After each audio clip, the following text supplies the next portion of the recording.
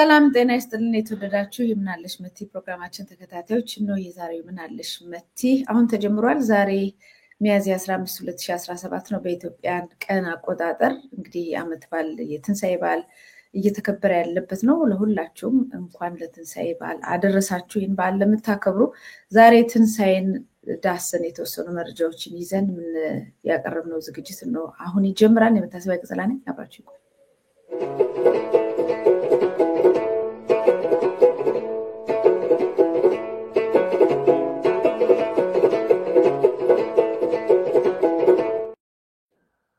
ጋዜጠኛ ይድነቃቸው እንኳን ደህና መጣ። እንግዲህ ሰኞ ነበር ከአንተ ጋር የምንገናኘው። የበዓል ማግስት ሆኖ ብዙ ስራ፣ ሌሎች ጉዳዮች በዝተውብን አልፈነዋል። ዛሬ ሮብ ተገናኝተናል።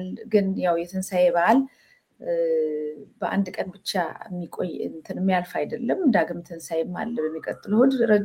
ዘመናቱ የበዓል አምሳ የሚባለው በተለይ በኢትዮጵያ ኦርቶዶክስ ተዋሕዶ ቤተክርስቲያን በዓል አምሳ የሚባለው ሙሉ የትንሳኤን ጊዜ የሚከበርበት ነው። እንኳን አደረሰ። እንኳን አብራ ደረሰን መቴ። መልካም በዓል ብያለሁ። መልካም። እንግዲህ የበዓልን ሁኔታ በተወሰነ ድረስ ማህበራዊ ጉዳዮችንም አንስተን ብናየው ጥሩ ነው። ብዙም የከረረ የሚያስቆጭ ነገር ብቻም ሳይሆን የማህበረሰባችን ህይወትና ማህበራዊ መስተጋብራችን ምን ይመስል ነበር የሚለውን ማንሳት ይኖርብናል እና በዚህ በዓል ከሌላው የተለየ ያየኸው ነገር አለው? እኔ በጣም ብዙ በተለየ ሁኔታ ያየሁት ነው። ለምሳሌ ከያኔ ወይም ድምፃዊ ያሬድ ነጉ በእስር ቤት ሄዶ ያዘጋጀውን ኮንሰርት ጥያቄዎችም አሉኝ፣ ምስጋናዎችም አሉኝ። እንዴት እንደተዘጋጀ የመዘጋጀቱ ዓላማ፣ እንዲሁም ደግሞ በዚህ ሁኔታ የሁሉ ሴት እስረኛ እዛ ውስጥ በምን ሁኔታ ገብቶ ይሆን የሚሉ ጥያቄዎች ሲመላለሱብኝ ቆይቷል። ከዛ አልፎ ደግሞ ማህበረሰባችን መቼም ፋሲካ ለክርስቲያኑ ማህበረሰብ በጣም ትልቅ በዓል ነው። በቃ ትልቅ በዓል ነው። በዛ ሁኔታ ነው ወይ የተከበረው? ምን አዲስ ነገሮችን ተገነዘብክ?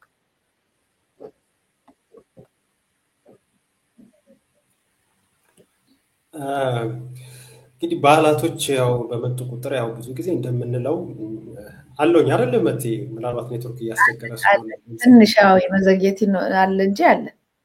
እሺ፣ በጣም ጥሩ። ይሄ ባህላቶች እንግዲህ እየተካሄዱ ነው። በሚካሄዱበት ወቅት እንደ ሀገር እንግዲህ በኢትዮጵያ ውስጥ ያው የትኛውም ሃይማኖታዊ በዓላት፣ ክብረ በዓላት የሙስሊሙ የምንለው የክርስቲያኑ ሲከበሩ በሰፊ ድምቀት ነው። ሁሉም ከታችኛው እርከን ያለው እስከ ላይ ያለው ባለሀብቱ ጭምር እንደ አቅሙ እንደ ሁኔታው በደማቅ ሁኔታ የሚያሳልፍበት፣ የሚሰባሰብበት፣ ቤተሰብ የሚጠያየቅበት በጣም ትልቅ የሆነ ማህበራዊ እሴት ነው እና ሲቆይ የመጣም ነገር ነው። ግን አሁን ላይ ግን እንደ ሀገር ከገጠሙን የተለያዩ ምስቅልቅል ችግሮች ምክንያት እነዚህ ነገሮች ያው እየደበዘዙ ነው ያሉት። በተለይ የኢኮኖሚው ችግር እንደተፈለገው ሰው እንደተፈለገው ሳይሆን እንዳቅሙ ያው ሁሉም በአቅሙ ነው ምንም ነገር የሚያከብሩና እንዳቅሙ ለማክበር እንዳቅሙ ለማሳለፍ ከባድ ችግር ውስጥ ነው ያለው። በዚህ ሁኔታ ውስጥ ነው እንግዲህ ይሄን መሰናዶ ነው እያቀረብን ያለ ነው እና የተለያዩ ዝግጅቶች ክንውኖችን አይተናል። በተለይ ቀደም ሲል አንቺ እንደገለጽሽው ድምፃዊ ያሬድ ነጉ በቃሊቲ እስር ቤት በሴት ታራሚዎች በሚገኙበት እስር ቤት ተገኝቶ ያቀረበው መሰናዶ አለ።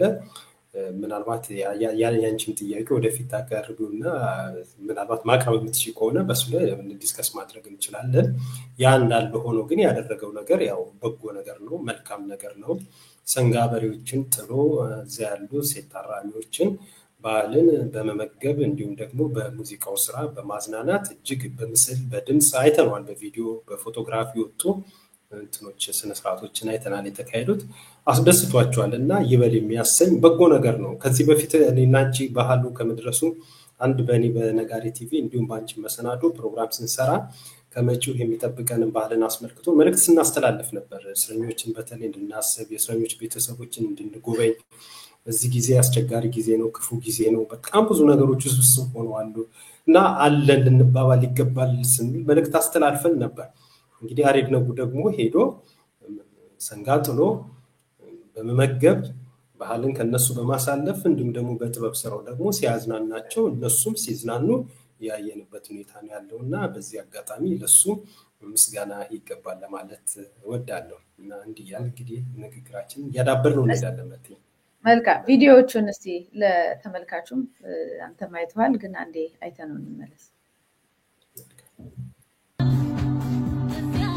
ካልሆነ ስለተገነዘበው በመድረክ የምትመስለው ፍሬህይወት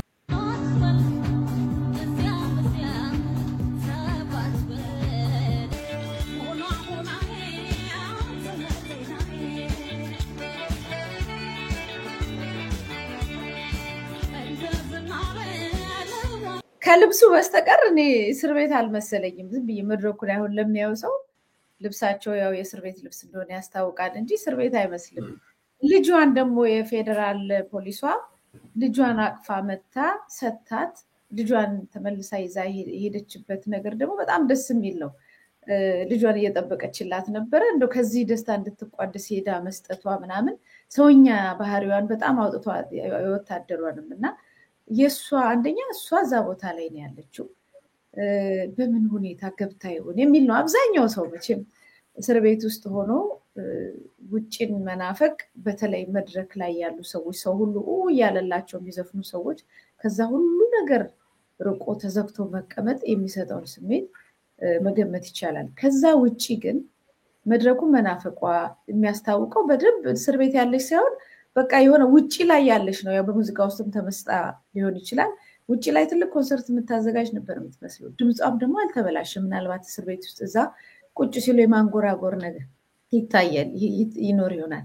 አንተ እስር ቤትም ነበርክና እንደዚህ አይነት ሁኔታዎች እንደዚህ ወጥቶ አንድ ላይ ተሰብስቦ ሙዚቃን ማዳመጥ፣ በዓል ማክበር ለእስረኛው የሚሰጠው ስሜት ምን አይነት ሊሆን ይችላል? እኛ ከምንገምተው በላይ ሊሆን ስለሚችል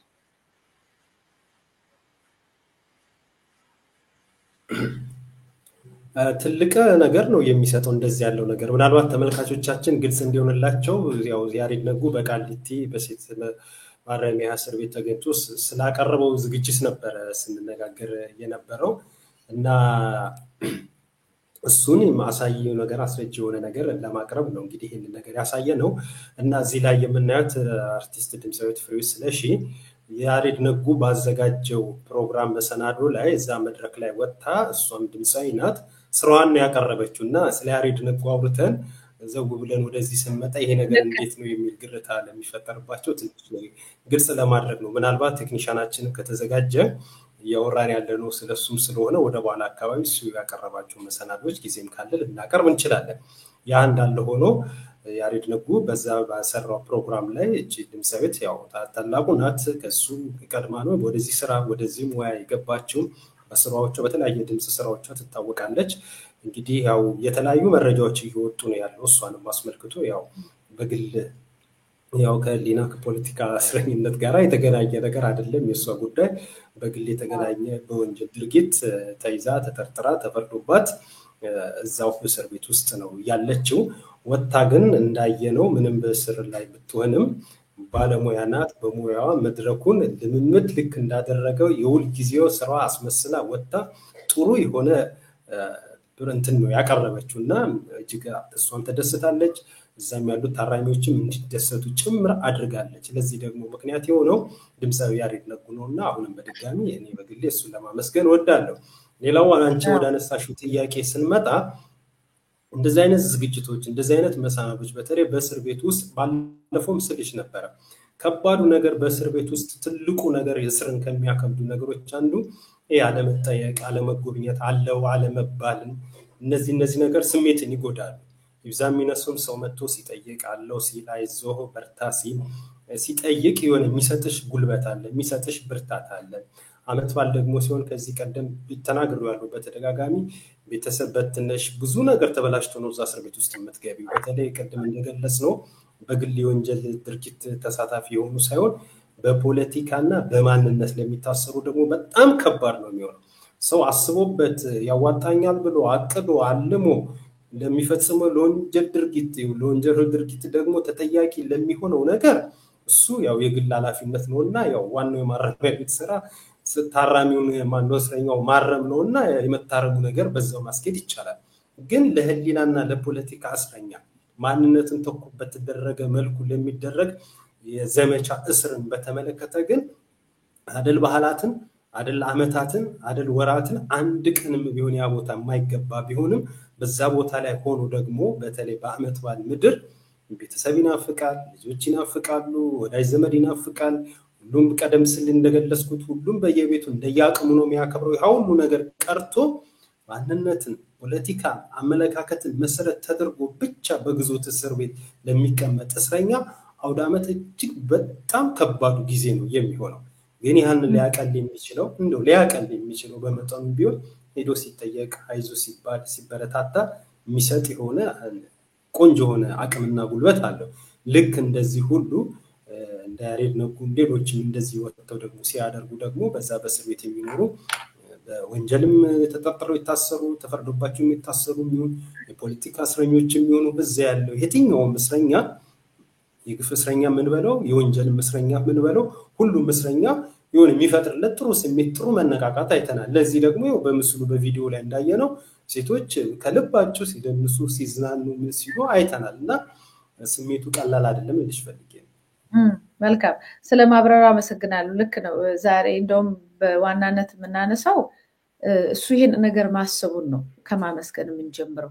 ግን ደግሞ በዚህ ላይ ይሄ ነገር ደግሞ ይዟቸው የወጡ የተደበቁ ነገሮች የማናቃቸው ነገሮች ውስጥ አንዱ የድምፃዊት ፍሬህይወትን ጉዳይ ነውና የሷ መታሰርና እዛ መገኘት ብቻ ሳይሆን ልጅ ይዛ መገኘቱን ሁሉ ነው ሌላው ቀልባችንን የሳበውና ምናልባት ሰሞኑን በቲክቶከሮች የታሰሩ አሉና አንዷ ውጪ ወጥቼ ልውለድ ብላ የተከለከለችበት ሁኔታ አለ። እነ ብርቱካን ሚደቅሳ እስር ቤት ነው የወለዱት። ምናልባት ፍሬህይወትም እስር ቤት ነው የወለደችው የሚል መረጃ ደርሷል እንዴ? እርግጠኛ አይደለሁም። ያው ልጅዋን ግን እዛን እያሳደገች እንደሆነ ነው የሰማሁት። እርግጠኛ አይደለሁም የሷ የልጅዋን እዛ ስለመወለዷ እሱ መረጃው የለኝም። መልካም ወደ ያሬድ ነጉ ከመመለሳችን በፊት ትዝ ይልህ እንደሆነ እስር ቤት ሰዎች ልንጠይቅ ስንሄድ ሌላ አንድ የምንጠይቃት ልጅ ነበረች። እድሜ ልክ የተፈረደባት ሰው ገላለች ተብሎ ማለት ነው። ምናልባት ወደኋላ መልሼ ካስታወስኩ በተደጋጋሚ እየሄድኩኝ እንዲሄድም መተውም የጠየቁኝ የነበረው እንዳናግራት ነበር እና ደጋግማ የምትለው አልገደልኩም፣ ብገድል ኖሮ በሰላም እቀመጥ ነበር፣ አልገደልኩም፣ ተሰርቶብኝ ነው፣ ብዙ ሴራ ተሰርቶብኝ ነው፣ ማስረጃም የለም፣ እኔ በወቅቱ እዛ ቦታ አልነበርኩም ጭራሽ እያለች ነበር የምትነግረኝ። እና ምናልባት አሁን ወደኋላ መለስ ብዬ አሰብኳት። እኔም ተስፋ አድርጌ የነበረው በጣም ዲቴል ገብቶ ዶኪመንተሪ መስራትና ነገሩን የሚፈልግ ነበር። አይፈቀድም፣ ብዙዎቹ ነገሮች ተከልክለዋል እስር ቤት ምንም። ስለዚህ ያለን አማራጭ እየሄድን እሷን ማግኘት ነበር እና ሂጂ አግኝቻት ነበረ። አንተም አብረህ ሄደሃል አስታውሳለሁ። በአንድ ወቅት እነ እስክንድር የታሰሩ ጊዜ ስንሄድ በዛው እያየናት እናልፍ ነበር እና ምን ያህሎቹ እዚህ ውስጥ ያሉት ምን ያህል በትክክለኛ ፍርድ የተወሰነባቸው ምን ያህል ደግሞ የህሊና እስረኞች ምን ያህል በፖለቲካ እንቅስቃሴያቸው ወይ በማንነታቸው ስንቶቹ እንደሆኑ የገቡት አናውቅም። ምን ያህሉ ደግሞ ወንጀለኞች እንደሆኑ አናውቅም። የኢትዮጵያን ፍርድ ቤትና ሲስተሙን ስናስበው ስናይ ዝም ብለን እንፈራለን። የእውነት እነዚህ ሰዎች ቦታ ያሉት በወንጀል ይሁን በማንነት ይሁን በፖለቲካ ይሁን በምንድን ነው የሚል ጥያቄ ያስነሳባል። ሆኖም በዚህ ደረጃ ግን ያሬድ ነጉን ይሄ ምናልባት በዚህ 7 ዓመት ውስጥ ወይም በብልጽግና መንግስት የመጀመሪያው ሊሆን ይችላል እንደዚህ አይነት እንቅስቃሴ ሲጀምር። እንደው ምን አስቦ በእርግጥ ብዙዎቻችን እየጠየቅን ያለ ነው። እየሄዳችሁ ጠይቋቸው። በተለይ ህልና የፖለቲካ እስረኞች ለሀገር ብለው ለህዝብ ብለው ጥያቄ ለሚያነሱ ሰዎች እንደዚህ ዋጋ ሲከፍል ህዝቡ ደግሞ ለኔ ብለህ ነው የገባው ብሎ መጠየቅ ማስታወስ አለባቸው የሚል ነገር አለ። እንዲሁም እስረኛ እንዲሁም መጠየቅም ስላለበት ታስሯል፣ ታፍኗል፣ ከዓለም ውስጥ ነው ያለው። እዛ ውስጥ ቁጭ ብሎ ህይወቱን የሚያልፍ ብዙ ስላለ መጠየቅ አለበት የሚል አቋም አለን እና መከሰቱ ራሱ አላስደነቀህም ወይ? የድምፃዊ ያሬድ ነጉ ይህንን ቅዱስ ነገር ማሰቡ መልካም ነገር ሆኖ ሳለ መፈቀዱ በዚህ ደረጃ ፍርድ ቤቱ ወይም እስር ቤቱ ኮኦፐሬት አድርጎ አብሮ ተባብሮ እንትን ሰርቶ የመሳሰሉትን እንዲቀረጽ ፈቅዶ ታውቀዋለህ ውስብስብ እንደሆነ በበጎ ይመስላል። እንዴት አየው? እኔ ብዙ ጥርጣሬ መቼም አለብን። ምክንያቱም እዛ ውስጥ የታመሙ ሰዎች ሕክምና እየተከለከሉ ባለበት ሁኔታ አንዳንዶቹ ምግብ እንዳይበሉ የተከለከለበትን ሁኔታ ዘግበን ስለነበር ይሄ እንዴት ተፈቀደ የሚለው ጥያቄ አላነሳብን? ልክ ነሽ። ያው አሁን ላይ ያለው የአብይ ምሬ አገዛዝ ስርዓት ከሚያደርግብን በጣም የሆነ ውስብስብ ድርጊቶች አንጻር የትኛውንም ነገር ሲፈጸሙና ስናይ ይሄ ለምን ሆነ ከኋላውስ ምን አለ ከበስተጀርባው ብለን ምንጠይቅ አይፈረድብንም። ምክንያቱም እያንዳንዱ የሚከናወኑ በመንግስት ይሁንታና ፍቃድ የሚከናወኑ ነገሮች ነገ ተነገ ወዲያ የራሳቸው የሆነ ነገር ይዞ ስለሚመጡ ስለምናይ፣ ስለዚህ ጥያቄሽም ስጋትሽም ተገቢም ጭምር ነው። እንዲም ብሎ መጠየቅም በራሱ መጠርጠሩም አግባብ ነው። ግን በጥቅሉ በአጠቃላይ ሁኔታው ግን ስናየው ምን አለ መሰለሽ መጥቲ በማረሚያ ቤቶች ማረሚያ ቤት አስተዳደሩ በራሱ ባህላት ሲመጡ የትኛውም ሃይማኖታዊ ባህላቶች ሲመጡ የሚያደርጋቸው ዝግጅቶች አሉ። የማረሚያ ቤቶች ያሉ የኦርኬስትራ ሙዚቃ ባንዶች ምናምን መጥቶ እንደዚህ ፕሮግራም በመንግስት በራሱ በማረሚያ ቤቱ የሚያደርጋቸው ዝግጅቶች መሰናዶዎች አሉ። እስረኛውን እንዲሰብስቦ ያለውን ነገር ያው በሚገባው ይደረጋሉ። አሁንም በዚህ በብልጽግና ሂደቱን እኮ ነው እየነገርኩሽ ያለው። ይሄ መደበኛ ስራ ነው። ምንም አለ ወይ ማለቴ ነው አለ። ይሄ በቃ የሚሆነውን እኮ ነው የምነግርሽ መጥቲ። በአመት በዓል እንደዚህ አይነት መሰናዶች ዝግጅቶች በሙስሊምም በኦርቶዶክስም ባሉ ሃይማኖታዊ ባህላቶች ክብረ ባህላቶችን መሰረት በማድረግ የማረሚያ ቤት አስተዳደር የሚባል ራሱን የቻለ ተቋም አለ። ያ ተቋም ዝግጅቶችን ያካሂዳል። ዝግጅቶችን ሲያካሂድ ግን በሁለት መንገድ ነው። ይሄ ወጥቶ እዛ ስቴዲየም ወይ እዛ ሜዳው አካባቢ የሆነ ሰፋ ያለ ቦታ ላይ አስቀምጦ በባንድ ወይ በዲጄ ወይ በሆነ ነገር አድርጎ ከሌላው ጊዜ እንደው ለየት ባለ ያው ወትሮም ቢሆን የሆነ ስጋ በእንቅጥቅጣቢ እንደዚህ ተሰፍሮ በምንም የሚገኝ ነበር። የዛለትም እንደምንም ቢሆን በወጡ ውስጥም ፈላልገሽ የምታገኙ ስጋ ቆነጣጥሮ ከተውበትም ቢሆን ምናምን የሆነ አዘጋጃጅተው ይሄንን አደረግን በሚል ያደርጋሉ፣ ይሰራሉ። እንደውም አንዳንዱን ነገር ምን ያደርጋሉ እንደው ልብ ብለሽ ወይ አላስተዋልኩ ከሆነ አላቀም እንጂ በኢትዮጵያ ቴሌቪዥን ሁሉ በቀጥታ የተላለፉ ፕሮግራሞችም ጭምር ነበሩ። ከማረሚያ ቤት በቀጥታ ከስረኛው ምን ይመስላል የሚለው አብይም ከመጣ በኋላ ከአብይም በፊት ይደረጋል። እንደዚህ የተወሰነ ፊት ለፊት ላይ ሆናሉ። ከዛ ደግሞ ትንሽ አሞክሮ የሚፈልጉ በደረቁ ወንጀል የገቡ ደረቁ ወንጀል ማለት ይሄ በሚያስቀጣ ወንጀል ማለት ነው። ግልጽ ሆነ በነብስ በአንዳንድ ነገር የገቡ አሉ። በቃ ትክክለኛ ወንጀል ፈጽሞ እነዚህ አመክሮ የሚፈልጉ እዚህም በዛም ብለው እንደምንም ብለው ብቻ ስራቸውን አቀለው የሚወጡ ይታወቃሉ። የማረሚያ ቤት አስተዳዳሪዎችና እዚያ ያሉ ፖሊሶች ስለሚያውቋቸው እነሱን የፊት ተናጋሪ ያደርጓቸዋል። ከዛ ማይክ ይያዝና ይጠይቃሉ። የሚገርም ነው ይሄ እኮ ቤትም በሆነ እኮ በእንዲህ መልኩ ማሳልፉ አይደለም። እዚህ ግን ይሄው እንደምታዩት እየበላን እየጠጣን ሙዚቃው ይሄው አራቦ ምናምን ይመጭን ሴቱ እንዲህ ምናምን እያሉ ቲቪ ላይ ሁሉ ያሳዩናል። ያ ለገጽታ ግንባታ ማለት ነው። ከዛ ማረሚያ ቤቱ አስተዳደር በማረሚያ ቤቶች ይሄን የመሰለ ነገር እየተከናወነ ነው ተብሎ እንዲታዩሉ ይደረጋል። በዚህ አጋጣሚ አንድ ነገር ልንገርሽ። እንደዚህ የማስመሰል እንትን አዋሽ 7 አስከፊ የሆነ የማጎሪያ ካምፕ ነው፣ የማሰቃያ ቦታ ነው። በተለያየ መንገድ ሲዘገብ ሲሰማ ሆኗልና በዛ ቦታ ላይ ምን ሆነ መሰለሽ እኔም ጨምሮ ብዙ ሰዎች እዛ ታስረን ነበር እና አሰቃቂ የእስር ቦታ ነው። በመለስ ዜናዊ አብይ አህመድ ከመምጣቱ በፊት በነበረው ጊዜ ነው ይሄንን መናገርሽ እና እዛ በነበረው አሰቃቂ የእስር ጊዜ ሰዎች ከኦሮሚያ አካባቢ የመጡ ልጆች ለከፋ እንግልት ችግርኛ ከመምጣታችን በፊት ቀድሞ የገቡ እስረኞች ብዙ ስቃይተውበታል እዛ ቦታ ላይ እኛም ጭምር ማለት ነው። በቀን ምን ይቀርብልን መሰለሽ ዳቦ ሻይ ጧት አንድ ዳቦና አንድ ሻይ ነው የሚቀርበው። ከሰዓት በኋላ አንድ ዳቦና የሆነ ሽሮ በዩ የሚወርድ ጎርፍ ውሃ በዩ ምን በዩ የማይታወቅ የሆነ ነገር በሳህን ይቀርብልናል። ማታ ላይ እሱ ይቀርባል ዳቦ።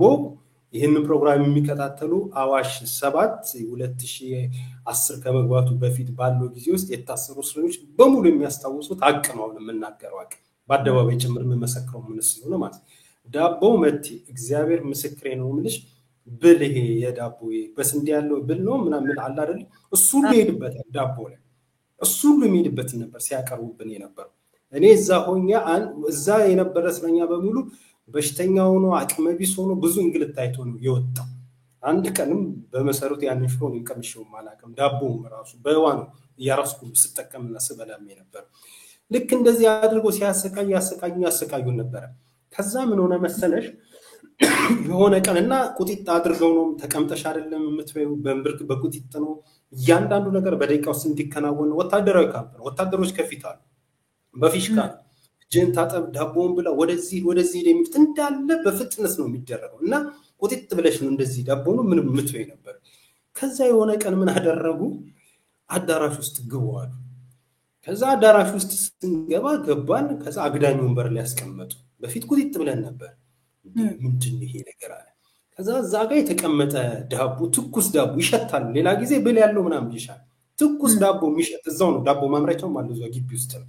ትኩስ ዳቦ ይሸታል እና የሚገርም ምስር ወጥ እና ዳቦ ሻይ አድርገው አቀረቡልን። በቃ እዛ እስረኛው እኔንም ጨምሮ በቃ ፋሲካችን ሆነልሻለሁ እና ደስ ተረበናል፣ ተቸግረናል፣ በጣም ተጠምተናል እና ልክ እሱን በላንልሽ ምናምን ደስ አለን። ከዛ ከከሰዓቱ በኋላ መልሰው እዛ አዳራሽ አስገቡ። ከዛ ምን እንደሆነ ታውቂያለሽ መቲ? ወደ ቁም ነገሩ ስመጣልሽ ያም ቁም ነገር ነው በርግጥ ከዚህ የሚሰሩትን ሸፍጥ ላገናኝልሽ ነው። እንደዛ ስንበላና አዳራሽ ውስጥ እንደዛ ሆነን ስንቀመጥ የነበረውን ነገር በቴሌቪዥን በካሜራ ቀርጸውት ማታውኑ በኢትዮጵያ ቴሌቪዥን ተላለፈ። ለምን ተብሎ መሰለሽ የተላለፈው? እዛ ከሄድን 4 ወርና 3 ወር ከዛ በላይ ሆኖ በዛ በማጎሪያ ካምፕ ውስጥ ማን የት ይግባ ምን ይግባ አይታወቅም። ቤተሰብ አይጠይቀንም። ከነበርንበት ከያንዳንዱ ጣቢያ ነው በሌሊት ሰው ሳይ በሌሊት አፍኖ ወስዶ እዛ አዋሽ በራ የከተቱን እና አይታወቅም። ማንንም አያውቅም። ቤተሰብ ተጨንቋል፣ ሀገር ተጨንቋል። የሰብአዊ ተቋማት ድርጅቶች የእስረኞች የት ሄዱ የጠፉ የሚል አቤቱታ በመንግስት ላይ በጣም ይቀርብ ነበር። በህዋት ጊዜ ነው ይሄን እየነገርኩሽ ያለው። በጣም ይቀርብ ነበር። ሚዲያውን በጣም ያሰማ ነበር። ይሄንም ነገርሽ ከወጣው በኋላ የሰማሁትን ነገር እንዲህ ጩኸቱ ሲበረክት መንግስት መግቢያ መውጫ ሲያጣ ያ እንደዛ የምንሆነው ነገር በዚህ ብለው ቀራረጹትና መቲ በእውነት ነው እንጂ ማታው ለሰዓት ዜና ላይ ከሰበር ዜና ባልተናነሰ ማለት ነው አንዳንድ ጸረ ሰላም ኃይሎች ያኔ ግብጽ ተላላኪ ምናምን ነገር እኛንም ሲቀጡን የነበረው እንደዛ ያሉ እንዲ ሀገር ሊረብሹ እንደዚህ ሊያውቁ የሚፈልጉ ስም ቢያጠፉ መንግስት ግን እነዚህ በተአድሶ ማሰልጠኛ ያቆየ ያሉበት ሁኔታ ይሄንን ይመስላል ብሎ ዳቦ ኩስም በላ የሆነ ነገር ስም ቲቪ አምጥተው ነበር ይዛለት ስክሪን ነበር በስክሪን ቲቪ ስናይ ምናምን ቀርሶ አስተላለፉት። አየሽ የሚሰሩት ሲሸፍጥ ይሄ እንግዲህ የራስ ያሳልፍኩትን ታሪክ ነው የምነግርሽ። የራስ ያሳልፍኩት አሁንም እንደዚህ በእስር ቤቶች ውስጥ የሆነ ነገር ይኖራል። ከዛ ነገር ጀርባ ግን የሆነ ነገር አለ ልልሽ ፈልጌ ነውና ያንድ አለ ሆኖ ግን ያሬድ ነጉ ያገዛዙ ስርዓትም ይፈቅዶለትም ይሁን በራሱ ተነሳሽነትም ይሁን ምንም ይሁን ሄዶ ገንዘቡን አውጥቶ ሰንጋ ጥሎ በሙዚቃው ስራው አዝናንቶ እንደዚህ የተደበቁ የትግባ ምን ትግባ ጭራሽ ማትታወሰው እንደ ፍሬው ስለሽ አይነት አርቲስትን እንድናይ አድርጎ ሌሎችም እንዲሁ ቢታይና ምርምር ቢደረግ ሌላ ብዙ ሚስጥር ሊወጣ ይችላል እዛው ውስጥ ያሉት እስረኞች ይሄን ሁሉ እንድናይ ተደርጓልና በዚህም ይሁን በዛም ይሁን በምን ምክንያት ይሁን ያሬድ ያደረገው ነገር መልካም ነገር ነው። መንግስት ግን ይሄንን ነገር ነገ ተነጎዳ የአብይ አህመድ ፓርላማ ላይ ወጥቶ አታዩም እንደ ድምጻያኖቹ ሁሉ እኮ ሄዶ እንዲያከብሩ ምን እንዲያደረግን የእስረኛ ያዝ ምናምን ብሎ ሪፖርት ሁሉ ሊያቀርብ ይችል ይሆናል። በሽም እሱ አይልም አይባልምና ይሄን ለማለት ፈልጌ በጣም ጥሩ ነገር ነው ያካፈልከን። እኔ ግን እንደዛ የተጎዳው ሰው የሆነ ጊዜ እውነቴን ይታወቅልኛል ብሎ የሚያስበው በዜና ላይ በጣም ጥሩ ጊዜ ያሳለፈ እንደሆነ በአደባባይ ሲነገርበት የሚሰጠው ስሜት ደግሞ በጣም ሌላ ዱላ ይመስለኛል፣ ሌላ ቅጣት ማለት ነው። ያው አንድ ቀን መቼም እውነት አይቀርም። ዛሬ እናወራዋለን። ከዛም በኋላ ብዙ የተደበቁ ነገሮች ሁሉ ወጡ። በዶክመንተሪ ተወጣ፣ ምን ሲደረግ እንደነበር ፊልም ተሰራ። ጊዜ ነገሮችን ሁሉ ያወጣል። እውነት ተሸፍና አትቀርምና አሁንም በዚህ ሁኔታ ላይ ያሉ ሰዎች ነገ ይሄ ጊዜ አልፎ እውነታቸው የሚወጣበት ጊዜ እንዳለ ምንም ጥርጥር የለም። ያው እንደምታውቀው አምባገነን መንግስታት በኔ ላይ ይደርሳል ብለው አያስቡም። ሌላው እየወደቀ ከፊታቸው ታሪክና ዶክመንተሪ ተሰርቶበት ሀገር ሁሉ እንዳለ ሲዘምትበት እያዩ ነግበን የሚባል ነገር ስለሌለ መልሰው እንደዚህ አይነት ነገር ያደርጋሉና ይሄ እውነት አንድ ቀን ይወጣል። በየእስር ቤቱ በተለይ በህሊና እስረኞች ላይ የሚደረገው አሰቃቂ ሁኔታ ነገ በታሪክም በምንም የሚያስጠይቅ ነው። ስላካፈልከን በጣም ነው የማመሰግነው። አንድ ይቅርታ እዚህ ላይ ልጨምርልሽ መቲ። የሚገርምሽ ነገር ያ ምስር ወጥና ያ ዳቦ በዛ በነበሩን በወራቶች ሁኔታ ከዛች ቀን በኋላ አንድ ቀንም ቀምሰነው ማናቅ የእውነት ነው። አንድ ቀንም እስክንወጣ ድረስ አይተነውም ሰምተነውም ለዛች የፊልም ቀረጻ የተከናወነ ድግስ አይዛለት እኮ በሚገርም ምስሮት እኮ ነው አስታውሰዋለሁ። ራብን ጥማት ምስል አለብን እንደሆነ አላውቅም። የሚገርም ምስሮት በትኩስ ዳቦ ይዛለት በላር። ከዛም በኋላ ወጥ የሚባል ምስሮት የሚባል የለም። ያ እንደ ጎርፍ ጅር የሚል ሽሮና ያ የሚያተላው ዳቦ ሲያከፋፍሉ ነበር የከረሙት። ይሄን ለማለት ፈልጌ ነው። ገርም ነው። ለዚህ ነው አንተም እኮ ዛሬ ትዝ ብሎ የምታወራው ስላልተደገመ ነው። ከዛ በኋላ ከምስር ወጡ በፊት ነው ከምስር ወጡ በኋላ ነው እያላችሁ ሁሉ ነው ልታወሩ የምችሉት ጊዜያችሁን ሁሉ ስትቆጥሩ ብቸኛ ቀን ስለነበረ ማለት ነው። በዚህ አጋጣሚ እኔ እንዴት አሰበው የሚለው ነገር በጣም አስደንቆኛል። ራሱ አስቦ እስር ቤት ላይ ያሉ ሰዎችን ማን ያያቸዋል ምናምን ብሎ ያደረገው ነገር ከሆነ እጅግ በጣም ምስጋና ይገባዋል። በምንም ማንም ማሳስቦት ቢሆን በእለቱ ብዙ ሰዎች የራሳቸውን ቤተሰብ የራሱን ኮንሰርት አዘጋጅቶ ሌላ ቦታ ገንዘብ መስራት ሲችል ምን ሲል አይ እዛ ሄጄ እነሱን ነው ማዝናን በዛ ቀን የሰጣቸውን ደስታ በዛ ቀን የሰጣቸውን ተስፋ በዛ ቀን የሰጣቸውን ብርሃን እነሱ ናቸው የሚያውቁት። ግን እንደዚህ አይነት ነገር መበረታታት አለበት። አንድ ጊዜ አገልግሎት ስትሰጥ ምንም ስታረግም አብሮ የቆመ ስትወድቅ ግን መልሶ ፈጽሞ የሚረሳ አይነት ማህበረሰብ በጣም አደገኛ ነው። ኔሽን ቢልዲንግ ላይ ማህበረሰቡን የመገንባት ነገር ላይ ስታስብ አንዱ በአንዱ ላይ ተረማምዶ የሚያልፍ አብረ ስትነሳ የሚያከብር ስትወድቅ የሚረግጥህ አይነት ማህበረሰብ እንዳይሆን በጣም አስፈሪ ነው። ምክንያቱም አሁን የምታየው ሁኔታ በዚህ በተለይ በብልጽግና ላይ ገንዘብን ያማከለ ገንዘብን ያመለከ ስለሆነ በሰዎች ሰብአዊ መብት ጉዳይ ላይ በሰዎች ፕሪንሲፕል መርህ ላይ ሰውን የማክበር የመሳሰሉ ነገር ላይ ምንም አይነት ዋጋ የማይሰጥ ነው። እንደውም በጣም ሌሎችን የሚሰጡ ሰዎች ሁሉ አሁን እስር ቤት እንትን ረሃብተኛን የሚመግብ ሁሉ ቅጣት የሚደርስበት ጊዜ ነው። እንግዲህ አሁን ሆቴሎች ውስጥ የሚመግቡ ቡሌ ምናምን የሚሰጡ ሰዎች ከዚህ በኋላ ቅጣት ተደርጎባቸዋል። እና ይሄ ፈጽሞ የሰው ልጅ ከሰው በታች አድርጎ እንዳይ ገንዘብን እንዲያመልክ ለሰው ልጅ ዋጋ እንዳይሰጥ የሚከለክል ስርዓት ባለበት ጊዜ የዛሬ ዓመት ባሌን ከእስረኞች ጋር ነው የምውለው። ለነሱም ገንዘብ አውጥቼ ደግሼ አዝናናቸዋለሁ፣ ቺን ቀን ቆንጆ ቀን አድርጌ እሰጣቸዋለሁ ብሎ ያሰበ ሰው ሊመሰብ ታሪክ ነው ጽፎ ሄደው ልጁ ታሪክ ነው ጽፎ ሄደው እና ሁልጊዜም የሚመሰገን ነገር ነው። ሁልጊዜም ደግሞ በተለይ እስር ቤት ውስጥ ያሉትን በዚህ አጋጣሚ ማንሳትም አለብን። ያው እስር ቤት ይሁኑ የት ይሁኑ የማይታወቁ ድጋሚ ማንሳት ስላለብን የት ይሁኑ ማናቃቸው ወጣቶች ባለፈው ታግተው ከቤታቸው ተወስዶ አሁንም ድምጻቸውን እየሰማን አይደለም ያለ ነው። በጣም ብዙ ወጣቶች በየማጎሪያ ውስጥ እንደዚሁ የወደቁ እንዳሉ እናውቃለን። ምናቃቸው የፖለቲካ ኤሊቶች የፖለቲካ አዋቂዎች መምህራን ዶክተሮች የመሳሰሉት ሁሉ በእስር ቤት ውስጥ እንደወደቁ እናውቃለን። የዕለት ዕለት ኑሯቸውን ለነሱ ምን ይመስላል የሚል ጥያቄ ማንሳትም ለህብረተሰቡ ተገቢ ነው ብዬ ነው የማስበው። እንግዲህ በዚህ ላይ የምትጨምረው ነገር ከሌለ ወደ ሌላው ርዕሰ ጉዳያችን እንሂድ። ወደ ሌላው መሄድ እንችላለን። መቲ አብዛኛውን ነገር ገልጸናል። መልካም። አሁን እንግዲህ ይሄ ነገር የተቀደሰ ነው ብለናል። መልካም ነገር ነው። የዓመት በዓል ጊዜ ሲመጣ ብቻ እንደዚህ አይነት ደግነትን የማድረግ ውድድር መንግስት ከህዝቡ ጋር ያደርጋል። መጀመሪያ በዚህ ዓመት ላይ ሌላውን ያየሁት ነገር በዚህ ዓመት ላይ ያየሁትን ያህል ድህነት አይቻላቅ። በፊት ስለ ዶሮና ስለ ዶሮ አይደለም ስለ ዶሮ ስንት ገባው ላይ ይባላል። ግን የሆነ ዶሮን አፎርድ የሚያደርግ ነገር ብዙ ሰው ዶሮን ማረድ የሚችል ብዙ ሰው አለ ነበረ ብለን ነው የምናስበው። አሁን እና ስለ በግ ነው። በግ ይታረዳል አይታረድም? ቅርጫ መግባት ትችላለህ አትችልም? በቃ ይሄ ነው ትልቁ ዜና የሚሆን የነበረው። የበግ ዋጋ የሰንጋ ዋጋ ስንት ገብቷል ምናምን የሚልና ሰዎች ሲበሉ ምናምን ሁሉ ፎቶዎች ምናምን የሚያሳዩ ነው። በአሁን ሰዓት ግን ዶሮ አይተህ ሆነ ሰው እንደውም ሰው እኮ ኑሮውን እኮ በቴክኖሎጂ በደንብ እየነገረን ነው ያለው። አይተህ ከሆነ ዶሮ አዝለው የሚሄዱ ሰዎች አሉ። በጋርድ ዶሮ ይዛ በጋርድ እንደዚህ መነጽር ያደርጉ ጋርዶች እንዲከልሏ ዞር በል ምናምን እያሉ ይሄ እኮ የሚያሳየው ዶሮ ብርቅ ሆኖብናል። እንግዲህ በዓለም ላይ ራሱ ጠቅላይ ሚኒስትሩ በጣም ሌላ ሀገር ላይ በጣም ዘቺፐስት ምግብ ርካሹ ምግብ ዶሮ ነው እያለ ሲነግረን ነበር።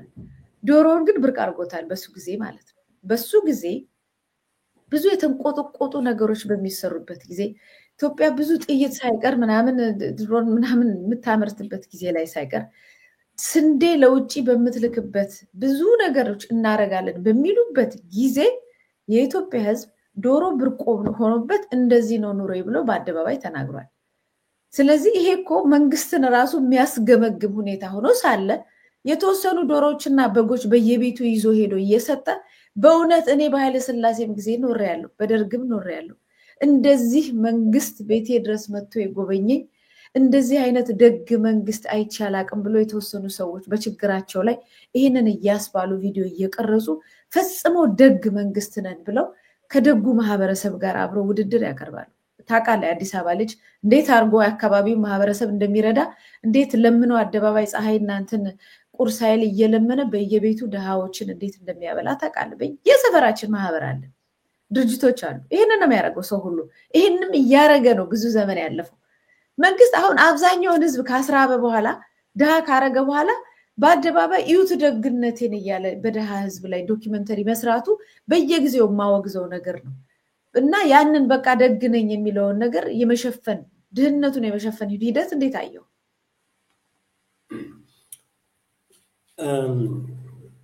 መንግስት እንግዲህ በተለይ አብይ አህመድ ከመጣ በኋላ ያው መንግስት ማለት ያው በስርዓተ ጥቅስ ውስጥ ይካተትልኝ አብይ አህመድ ከመጣ በኋላ ያው ብዙ ነገር ነው እንግዲህ ብልሽሽቱ እየወጣ ያለው እና አሁን መሆን ያለበት የአንድ ሀገረ መንግስት መሪ ዋናውና ትልቁ ስራው የሚሆነው ምንድነው? በሚመራው ሀገርና ህዝብ እየተከናወኑ ያሉ መሰረታዊ ችግሮችን ነቅሶ በማውጣት ለነዛ መሰረታዊ ችግሮች መፍትሄ ሊያስገኙ የሚችል የፖሊሲ አቅጣጫዎችን በማስቀመጥ እነዛን የፖሊሲ አቅጣጫዎች ደግሞ ተግባራዊ እንዲሆን ክትትል በማድረግ የመንግስት ሚናና ኃላፊነቱን መወጣት ወይ ሊወጣ ይገባ ነበር።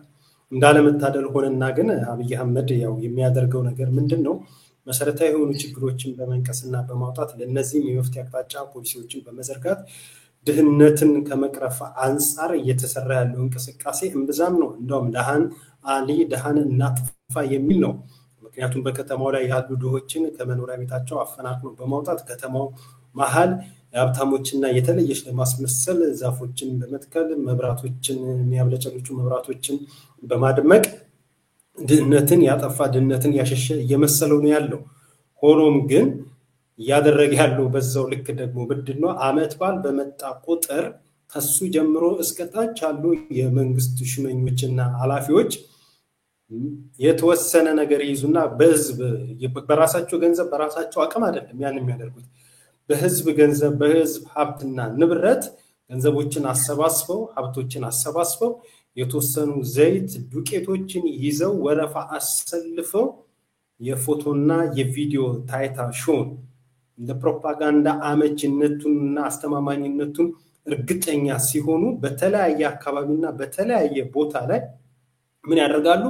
ድሆችን ሰብስበው 3 ሊትር ዘይትና የተወሰነ ዱቄት ሲያድሉ ያየን ያለን። እንደዚህ አይነት መንግስታዊ ዋልጌነት የድሆችን ችግር መፍታት ሳይሆን በድሆች ላይ የመዘባበት ልክሱ ሰጪ ሌላው ተቀባይ በሱ የስልጣን ዘመን በቃ ሁሌ አሁን ያሉ የበፊት መሪዎች የሚያደርጓቸው ማህበራዊ እንቅስቃሴዎች ተሳትፎች ቋሉ እኮ ያ ሲል አሁን ባይደ ስላሴ ጊዜ ያየናቸው እንቅስቃሴዎች አሉ። ልክ እንዲህ በአመት በዓል ጊዜ በኑሮ ውድነት የተቸገሩ ድሆችን ምናምን ነገር በሚኒሊክ ቤተመንግስት እኮ በልፍኝ አዳራሽ እኮ ደግሰው እኮ ፍሪዳው ተጥሎ እኮ ይበላ ይጠጣ ነበር እኮ። ይሄ ሲደረግ ግን የበዛው የሀገሪቱ ሁኔታ ግን ያ ሆኖ አይደለም። አሁን እኮ ከተረጂው ቁጥር እኮ ያን ባልተናነሰ ማን ነው ሀብታም ነው ከሚባለው ቁጥር ይልቅ እኮ የተረጂው ቁጥር የበዛበት እኮ ድህነት የተንሰራፋበት ነው። ኢኮኖሚያዊ መስተካከልና ሀብታም በጣም ጥቂት ነው። ሚድል ክላስ የሚባለው መካከለኛው ኑሮ ላይ ያለው እኮ ወደ ድህነት ነው የወረደው አሁን። ስለዚህ አብዛኛው ነው ልንል የምንችለው ያስኬዳል። ያው እሱ እንደሱ አይነቱን ቃላት ለመጠቀም ብዬ ነው። እና እንደዚህ አይነት ችግሮች ውስጥ ባለንበት ሁኔታ ሰው በኢኮኖሚ ችግር ተከሻው ገብቶ አረ ምን ይሻለኛል ባለበት ሁኔታ እንደ ቀልድም የሚመስል እንኳን አንዳንድ ቪዲዮዎችና ፎቶዎች እኮ አይተናል እኮ። በፊት እንግዲህ የምናውቀው በየቤታችን በራፍ ላይ በግ ተንጠልጥሎ ሲገፈፍ ነበር አይደለም? እና ዶሮ እኮ ተንጠልጥሎ አላየሽም? ሚኒስትር ሶሻል ሚዲያ ላይ ሲዘዋወር ዶሮ ዘግዝቀው ቢላ ይዘው እንዲህ ሲገፉ እኮ እያየን እኮ ነው ዶሮ። እኔ ደግሞ ከሱ የተለየ ከሱ የባሰ ደግሞ ሃይላንድና እንትን አስተኝተው አርደው በእንትን ሲደፉበት በቃ ይሄንን ነው የሃይላንድ እንትን ዕቃ እንደዚህ ያረዱ ፕሪቴንድ ማድረግ ማለት ነው ዶሮ እንዲመስላቸው ማለት ነው። ከዛም ከዶሮ በታች ወርደን ማለት ነው። እንግዲህ ይሄ ሁሉ ነገር የሆነው ነገር ነው ያለው። እነዚህን ችግር ቀርፎ ሁሌ አመት በዓል መጣ ቁጥር ስንዴና የሆነ ዱቄትና ዘይት ይዞ ተሰልፎ አብይ አህመድም አዳነች አቤቤ አሁንማ የክልል መስተዳደርም እንደውም የሆነ ፎቶ አለ ምናልባት እየተላላከን ማየት የምንችል ከሆነ አላውቅም። ጭራሽ ወርዶ የፖሊስ የሰውን ሰላምና ደህንነት ማስጠበቅና ማስከበር ስራ ሆኖ ሳለ 13 ነው 11 ፖሊስ እየተደረደሩ ሚስኪን ድሆችን የሆነ ዱቄት ሲሰጡ እንግዲህ ለፎቶ ደግሞ በሚዘገንን መልኩ እኮ ለፎቶ ሁሉ አየሽ መጥፎ በሽታ ድረስ እየተጋባ እንደሆነ ካድሬው አልቀረ የቀበሌ የሆነ ምናምን አልቀረ እያንዳንዱ የሆነ ትንሽ ነገር ይዞ ብዙ የሆነ ታይታና ፍጆታ ላይ ረብርብ እየተደረገ ነው መሆን የነበረበት ግን ከእንደዚህ ከተረጂነት አይሽ እውነተኛ መንግስት ቢኖር ከተረጂነት ህዝቡን የሚያወጣ ከተረጂነትን አውጥቶ ህዝቡን ልማታዊ የሚያደርግ እንቅስቃሴ መከናወን ነበረበት ያን ማድረግ ስለማይችል መንግስት ከዚህም ያለ ከዛም ማለ በአገሪቱ ገንዘብ ባንጥራ ሀብት የተወሰነ ስንዴና ዘይት ይዞ ከሱ ጀምሮ እስከ ታች ያሉ የመንግስቱ ሹመኞች እስከ ቀበሌ ካድሬዎች ጭምር እየተሰለፉ ድሆች ላይ እየተዘባበቱ ነው ማለት ደሃማ ደሃ ነው አንድ ብርም ሰጥተሽው 1 ሚሊዮን ብር ይጠቅመዋል እኮ እጅ ነስቶ ከመቀበል ውጭ ምን አማራጭ አለው ድህነቱ እኮ አሁን እኮ እንደዚህ አይነት ጥያቄ እንዳንጠይቅ የሚያደርገን ደረጃ ላይ እኮ ደርሷል እኮ ድህነቱ እኮ ረሃብ ሆኗል ረሃብ ጊዜ አይሰጥም 3 ሊትር ዘይት ያቺ የተወሰነችው ዱቄት የተወሰነ የሆነ ምናምን መኮሮኒ ምናምን የሚሰጠው ነገር እኮ የቤቱን ብዙ ገበናና ጣጣውን ይሸፍንለታል ስለዚህ ተሰለፍ ሲባል ተሰልፎ ቀኛዝ ግራያዝ መስመሪያ ሲባል እሺ ብሎ ለቲቪ ለታይታ አብያችን አዳነቻችን ምናምን አስብለው በዚህ አናግረው በቀበሌ ካድሬ አዋክለው ያን ሁሉ ሲያደርጉበት እርቦታልና ያን ይፈልገዋልና ያን ከመቀበል ምን አማራጭ አለ ሊና ያለው መሪ ቢሆን እውነተኛ መሪ ቢሆን ግን ከዚህ ነገር እነዚህ ድሆች የሚወጡበት በርግጡላችንም ደሃና ግን እጅግ የባሰ የደሃ ሆነን እንደ ሀገር ሁሉ ነገር ምስቅልቅል የተገባንበት ነገር ላይ በጋራ ህዝብም መንግስትም ሁሉም የየራሱ ልክና ኃላፊነት ወስዶ ከዚህ ችግር የሚወጣበትና እንደው በመጠነኛው ደረጃ በሚባለው ኑሮ ሁኔታ እንዲኖር የሚደረግ አንዳችም ጥረት የለም አይደረግም አመት ባል በመጣ ቁጥር የሆነ ክንውን በመጣ ቁጥር ያው ዘይት ያሰለ ዱቄት ምናምን ይዞ ያሰለፈ ሲሰጥ ነው ምናየው እና ይሄ ትዝብት ነው የኔ ብቻም ሳይሆን የብዙ ሰው ትዝብት ነው ያብዛኛው ሰው ትዝብት ያብዛኛው ትዝል እንደሆነ የሆነ ጊዜ ላይ የዶማ ፖለቲካ ጀምሮ ነበር የሆነ ዶማ አንዲ የሆነ ቤት ሲያፈርሱ ፎቶ ይነሳና አንዴ ሁለቴ መቱና ፎቶ ይነስና በሁሉም ክልሎች እንዲ ሲመቱ ይሄዱ ሲመቱ ታያለ አፍርሰን ይሄን ቤት አደስ ነው ለማለት ማለት ነው መጨረሻ ላይ አደስን ይያሉ ያንን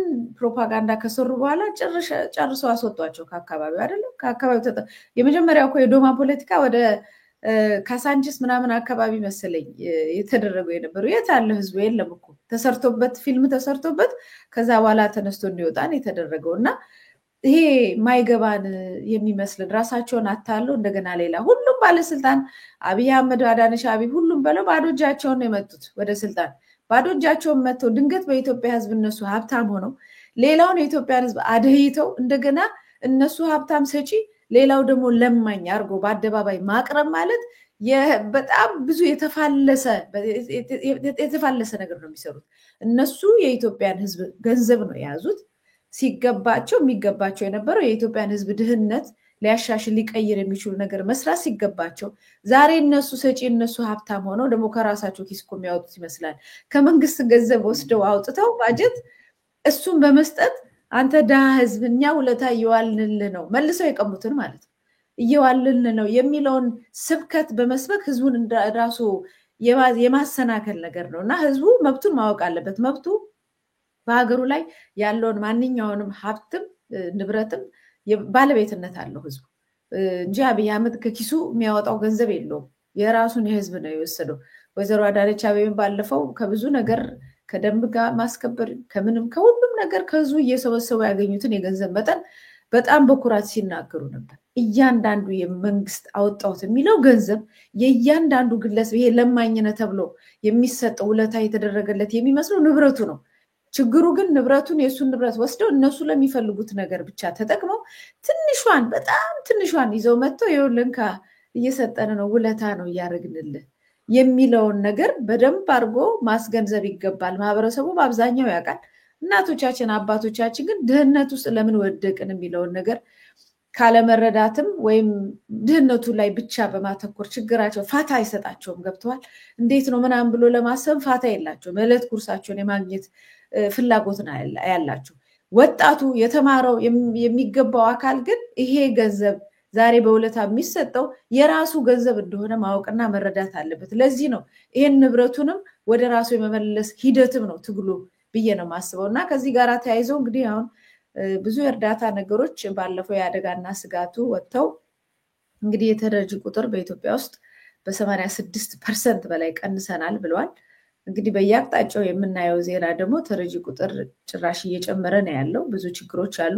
ከዚህ ጋር ደግሞ በተያያዘ እርዳታን በሚመለከት አንድ ዜና ቢቢሲ ላይ ወጥቶ ተመልክቼ ነበረ። አስጊ ነው፣ መንግስትን ባያሰጋውም አስጊ ነው። የምታዩት በኢትዮጵያ ከ10 ሚሊዮን በላይ ሰዎች በሀገሪቱ እየጨመረ ላለው ረሃብና የተመጣጠነ የምግብ እጥረት መጋለጣቸውን የተባበሩት መንግስታት የዓለም ምግብ ፕሮግራም አስታውቋል ነው። እንግዲህ የኢትዮጵያ አደጋና ስጋት ይሄ የዓለም ምግብ ነው። የኢትዮጵያ የምግብ አደጋና ስጋት ብንለው ከ86% በላይ የሚረዱ ሰዎችን ቀንሰናል፣ አያስፈልገንም እያለ ነው። እዚህ ላይ ደግሞ ከ10 ሚሊዮን በላይ ሰዎች በሀገሪቱ እየጨመረ ላለው ረሃብና የተመጣጠነ ምግብ እጥረት መጋለጣቸውን በዚህ ሁኔታ ዘግቧል ማለት ነው። ይሄን እንግዲህ እየተደበሰበሰ ነው እንግዲህ የመጣ ሀገሪቱ ሀብታም ነች፣ ባለጸጋ ነች። ብልጽግና መንግስት ያበለጸጋት ነው። የህዝብ ድህነት ግን የለም በሚል ነው እየተሸፈነ ያለው። ስለዚህ የውጭ አካላትን በዚህ ደረጃ እየተናገሩት ነው ማለት ነው። ሌላም እንደዚሁ ዜና እዚህ መሰረት ሚዲያ ላይ የወጣ ዜና አለ ከዚሁ ጋር በተገናኘ የሚመለከተን ነው። ይህንኑ ነው እንግዲህ የዓለም ምግብ ይቅርታ በፍጥነት ሄዷል። አንድ ጊዜ ላቆየው እዚህ ላይ የዓለም ምግብ ፕሮግራም ለ650 ሺህ ኢትዮጵያውያን የሚያቀርበውን ነፍስ አድን እርዳታ ሊያቆም መሆኑ ተሰማ ነው። እንግዲህ ምን ያህል በእርዳታ ላይ የምንኖር ማህበረሰብ መሆናችንን ምንም የሚያጠያይቅ አይደለም። በዚህ በኩል ድሃ የለም ይላል ይሄኛው መንግስት። ከዛ በዓለም ላይ ደግሞ ያሉ ሰዎች አለ ይላሉ። ምክንያቱም እነሱ ናቸው እየረዱ ያሉት።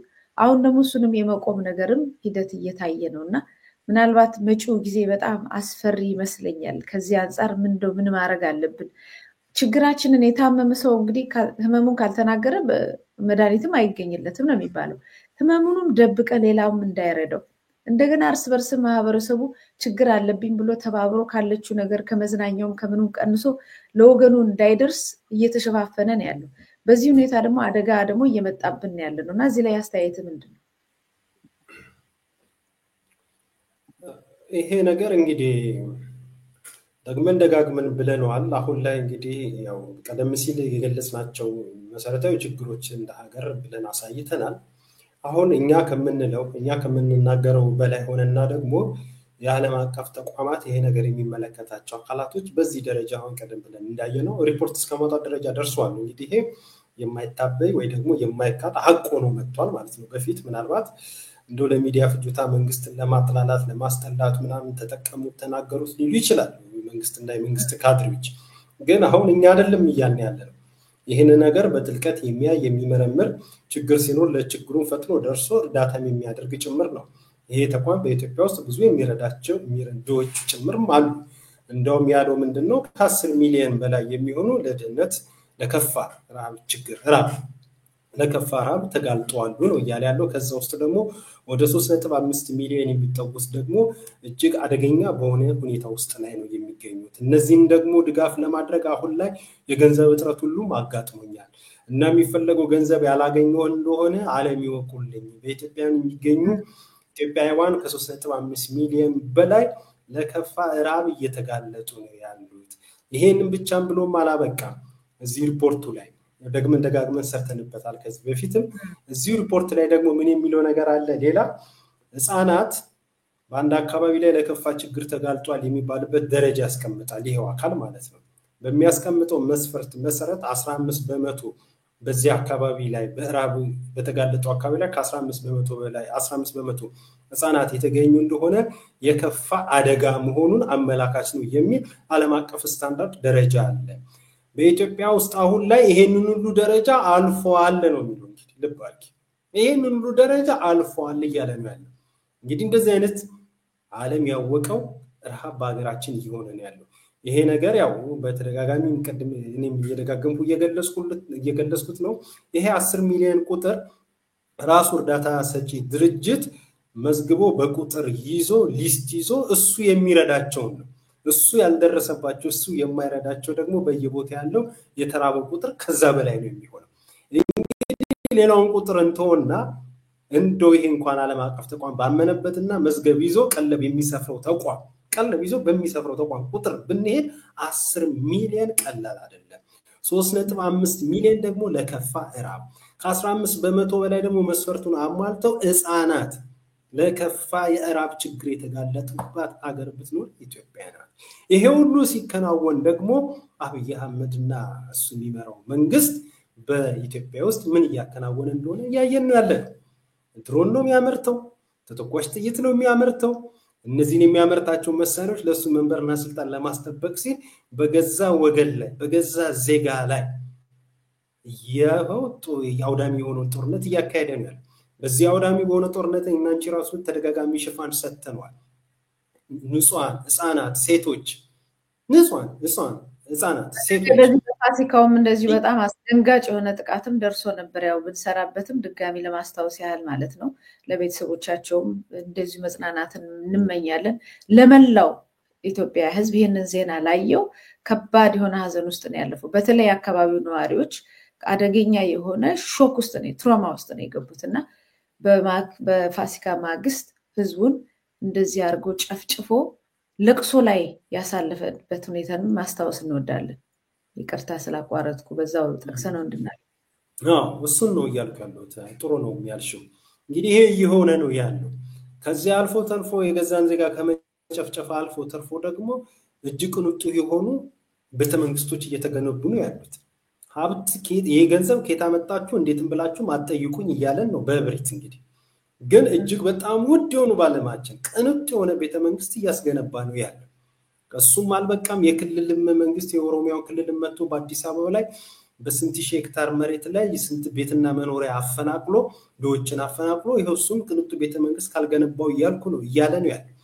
ምን ይሄ ብቻ የከተማዋ ነዋሪ ቀደምት ነዋሪ ነባር ነዋሪዎችን ከመኖሪያ ከማህበራዊ ትስስር አፈናቅሎ ሰብስቦ ከከተማው ከመሃል ከተማ ከ20 እና ከ25 እንዲሁም ከ30-40 ኪሎ ሜትር ርቀት በላይ ሄደው እንዲሰፍሩ በቆርቆሮ በታጠረ አመቺ ባልሆነ ቦታ ላይ ሄዶ እዛ እንዲበተኑ አድርጎ መሃል ከተማው ገንዘቡ ኦዲት የማይደረግ ምን ወጣ ምን ገባ የማይባልበት ገንዘቡ ከየት መጣ እንዴት ነው ተብሎ አትጠይቁም አትናገሩም የተባለበት የሀገሪቱ ትልቁ ሀብት በብልጭልጭ መብራትና በአስፋልት ዳር ይሄ በኮሪደር ምናምን በሚለው ሀብት ንብረት እየባከነ ነው ያለው። ይሄንን ስንል ልማት አያስፈልግም፣ ይሄንን ስንል ያማረ ነገር ማያት አያምረንም፣ ይሄንን ስንል ንጹህ ነገር አያምረንም ከምን ነገር እሳቤ ተነስተን አይደለም። ያስፈልገናል፣ ያምረናል፣ ይጠቅመናል። ግን ቅድሚያ ሊሰጠው የሚገባው መቼ እንዴት የሚለው በቅጡ የታሰበበት አይደለም። ተጠያቂነት የጎደለበት ሁኔታ ነው ያለው። ስለዚህ ይሄ ሁሉ ሀብትና ንብረት እንደዚህ ምኑም ከምኑ በማይታወቅ ሁኔታ እየባከነ ባለበት ሁኔታ የኢትዮጵያ ህዝብ እጅግ በከፋ ድህነት ውስጥ ነው ያለው። ድህነቱ ደግሞ አልበቃ ብሎ በ10 ሚሊዮኖች የሚቆጠሩ ደግሞ ለከፋ እራብ ተጋልጧል የሚል ሪፖርት እየወጣ ነው ያለው።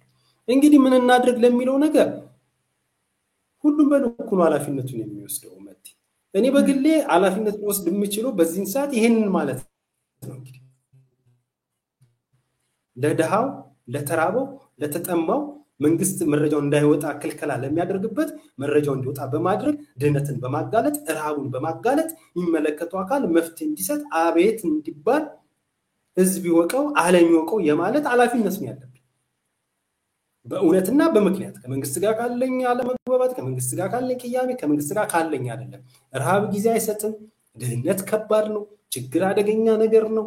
ከዚህ ነገር ለመውጣት የሚያስችል እውነትንና ምክንያትን መሰረት ያደረገ አቆችን ወደ አደባባይ በማምጣት በሚዲያ ማጋለጥን ነው የሆነ መንግስት ያለብኝ ኃላፊነት። እኔ ማደርገው ይሄን ሲመስለኝም ያንቺ ኃላፊነት ከዚህ የሚራቀ ነው። በሚዲያ ላይ ለሚሰራው በሙ ይሄን ነው መወጣት ነው። ይሄንን ነው ኃላፊነታችን ሊሆን የሚችል። ሌላው ልክ እንደዚህ በልኩ ይሄ መንግስት ቀልብ ካለው ቀልባለው በየኔ አላምንም። እንግዲህ ነገሩ ላይ ነባራዊ ሁኔታ አቆችን እያመዛዘን ነው አይደል? በቁጥር በእውነቶች በምክንያቶች እያመሳከረን እያቀረብን ነው አይደል? ይሄንን ነገር መሰረት አድርጎ ከዚህ ችግር የሚወጣበት ነገር መንግስት ቢኖር ወደዚህ ስራ ይገባ ነበር። ግን መንግስት አለን ብለን አናምንም። ስለዚህ ሌላውም ልክ እንደዚህ ከየራሱ የሚችለውን ነገር እያነሳ ጠጠር እየጣለ ከዚህ ችግር ውስጥ የምንወጣበትን በጎ አስተዋጽኦን ማበረከት መቻል አለበት። ያንተ ካልሽኝ ቅድም የገለጽኩልሽ ነው። ምናልባትም አንቺንም ሊያጣቃለል ይችል ይሆናል። እሱ አንቺ ራስሽ ልትገዢው ትችያለሽ። የኔ ግን የምችለው ይሄንን ማድረግ ነው። ሌላ ምን ይችላል? ምን አደርጋለሁ? ሀብት የለኝ፣ ለእንደዚህ ድሆች የማጋራው ሀብት የለኝ። ምን ማድረግ ይችላል? መልካም፣ ልክ ነው። አንተ እንዳልከው ነው። የኔም እዛ ውስጥ ነው ያለው። የምንችለውን ድምጽ በመሆን ህዝቡን በማንቃት መረጃ በመስጠት ይሄንን መንግስት ተጠያቂ በማድረግ የምንችለውን መድረኩን ተጠቅሞ ይሄንን ስራ መስራት ነው። ነገር ግን በዋናኝነት ላስታውስም ወደው መቼም እንግዲህ አሁን ኢትዮጵያዊ መንግስት አለ ብዬ አላስብም። መንግስት አለን ብዬ አላስብም። በደፈናው የሆነ የኢትዮጵያን ገንዘብ የሚቆጣጠር የራሱን ኃይል እየገነባ የሚፈልገውን ነገር የሚያደርግ የተወሰነ ግሩፕ አለ ብዬ ነው የማስበው። የኢትዮጵያ እንደ ሀገር ግን ክራይሲስ ላይ ስትወርቅ፣ መከራ ላይ ስትወርቅ ግን ህዝቧ ነው ያላት። እንግዲህ መንግስት ከሌለ ህዝቧ ነው ያላት። ስለዚህ በየትም ቦታ ያለን ማህበረሰብ ዛሬ ብናኮርፍ፣ ዛሬ ብንቀየም፣ ዛሬ ምን ብንል፣ ምንም ብንል፣ ልባችን ቢሰበር፣ ህዝባችን ሲወድቅ ዝም አንልም። እንኳን እኛ ዓለም ዝም አይልም። ስለዚህ በተገኘው አጋጣሚ ተዘጋጅተን መቀመጡ ጥሩ ነው። እንግዲህ ገመናችንን የምንሸፍንበት፣ ለወገናችን የምንደርስበት ጥሪ ሲመጣ ለዛ ተዘጋጅቶ የምንችለውን ነገር ከማድረግ ለህሊናም፣ ለነፍስም፣ ለስጋም፣ ለዜግነትም ለሁሉም የምናደርገው ነገር ስለሆነ ዝም ብሎ የለም በሚለው በእነሱ ዜና ዝም ብሎ አሸሼ ገዳሚውንና ብልጭልጩን ነገር ብቻ እየሰሙ ከመዘናጋት ይልቅ ለሚወድቀው ማህበረሰብ ለሰው ልጅ ክብር ሰጥቶ በምንችለው አቅም እየተዘጋጀን እየተደራጀን መቀመጡ አስፈላጊ ነው ብዬ ነው የማስበው። ከዚህ በላይ ክራይሲስ እንደሚመጣ በጣም የተገለጸ ነው። አሁን እኮ ወሎ እኮ ረሃብ ገብቷል። ቆየ እኮ እየሞቱ እኮ ነው። ሆስፒታል የገቡ ሰዎች እኮ አሉ።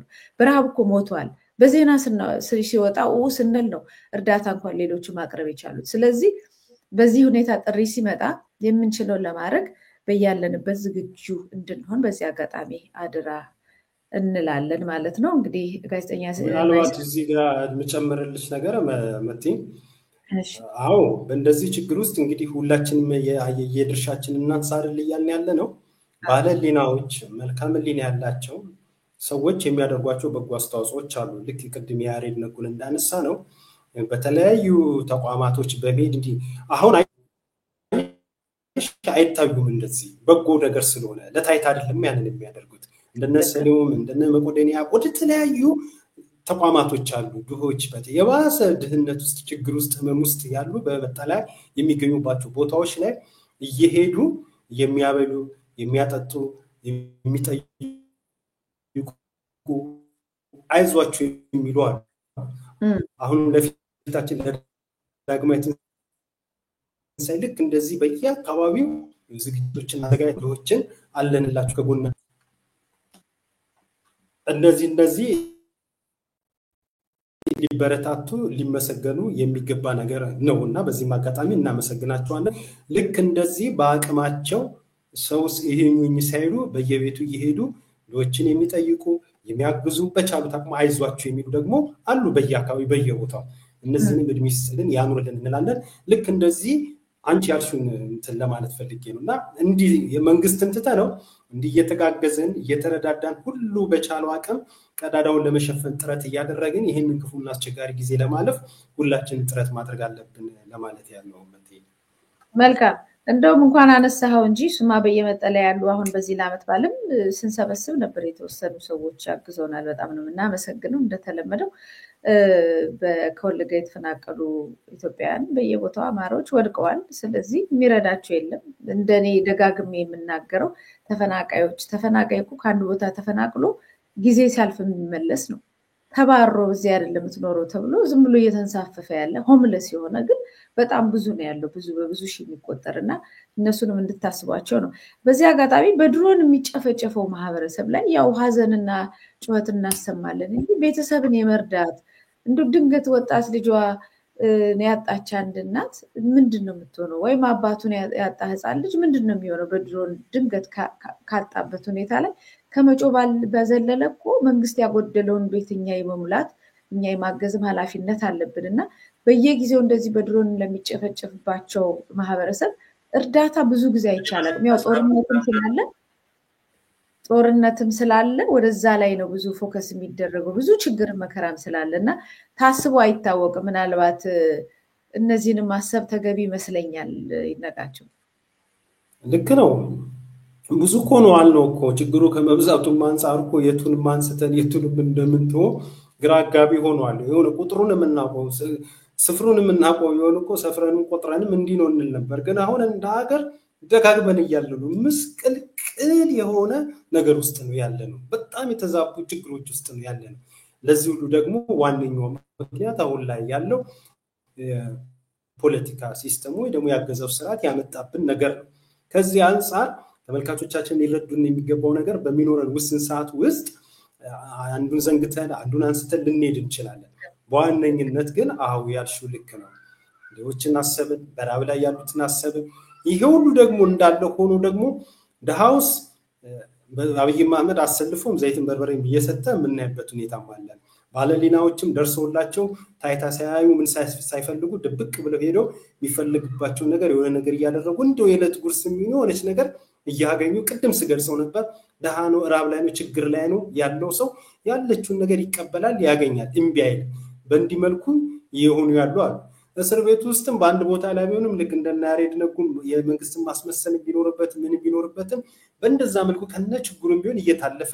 ያየንበት ሁኔታ አለ ከዚህ በባሰ ደግሞ እልም ያለው ጦርነት ውስጥ ሆኖ ደግሞ አመት ባለ የሚያሳልፈዋል ማንንም የማይደርስላቸው እኔ ማንቺም በሚዲያ ማንላቸው ባለዲናም ምንለው ሰውዬ ዱቄቱንም ዘይቱንም ሄዶ ሊሰጠው የማይችለው መንግስትም ለታይታም ሊያደርግለት የማይችለው ማንንም የማይደርስላቸው የሚደርስባቸው ግን ምንድነው ድሮንና አሩር ጥይት በዚህ ችግር ውስጥ ያሉ ወገኖቻችን አሉ በአራቱ ማቅጣጫ በርግጥ አሁን ላይ ጦርነቱ አይሎምና በአማራ ክልል ይሁን እንጂ በኦሮሚያም ላይም እኮ የድሮን ውርጅብኝ እኮ እየወረደ ነው ትግራይም በቀደምት በነበረው የሰሜኑ ጦርነት ምክንያት አሁንም በተፈጠረው አለመግባባት ችግሮች ምክንያት ትግራይም እኮ ገና አላገገመችም እኮ ትግራይ በትግራይ ውስጥ ያሉ ወገኖቻችን እንዲሁም በኢትዮጵያ በተለያየ አካባቢ በዚህ ከጦርነትና ከፖለቲካው ችግር ጋር በተያያዘ ማለት ማንንም ይደርስላቸው ማንንም ላያቸው የማይችሉ ችግሮች ውስጥም ያሉም ጭምርም አሉ እነሱም ጭምር መፍትሄ የሚያገኙበትን ነገር ደግመን